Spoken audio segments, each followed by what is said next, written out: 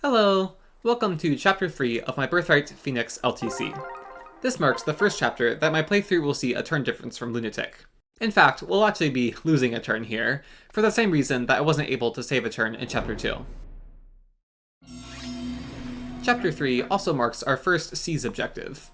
In fact, this will be the only time we have to seize in the entire game, with mostly route maps in the early and mid-game, and a sequence of defeat boss maps in the late game.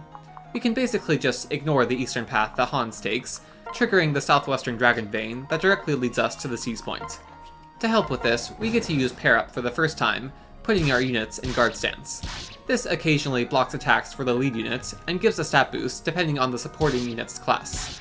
Pair Up also gives us our main source of movement tech, with the ability to transfer, switch, and separate units, giving us a lot of options.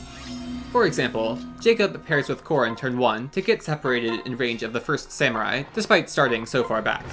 This map is our last big opportunity to get him just below level 5, so I'll be giving pretty much every kill to him. While Hans gets himself killed in the east, we continue pushing south. Korn's starting position lets her reach the Dragon Vein by turn 3 by just walking forward every turn, but Jakob needs to pair up with Gunter turn 2, so that by turn 3 they're both ready to jump the enemies at the other side of our new bridge. Jakob just needs 1 point of strength to one-shot this archer with Gunter's dual strike, but because every unit has to expect a blank first level up, thanks to my average growth ruling, he has to kill on enemy phase.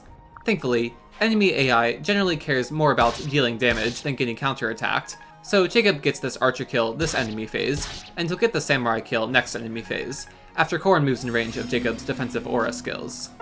Lunatic would actually be seizing turn 4, but just like Kaze in Chapter 2, this boss was given a Brash Shuriken on normal, meaning we can't have Gunter one-shot with the crit. As such, I take turn 4 to have Jakob weaken the boss on enemy phase with Gunter's dual strike, and setting up the player phase kill turn 5.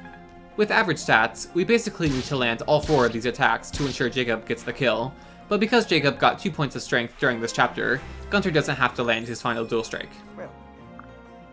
Regardless, between the boss kill and the final samurai, Jakob gets about halfway to level 5. We'll have one more opportunity to get Jakob a kill in Chapter 6, so this keeps him on track to reach his level goal for after the Branch of Fate. With that, Korn is set to seize, and that's Chapter 3 completed in 5 turns. Quite the unfortunate turn loss, but I promise we'll actually be getting some pretty big turn saves soon.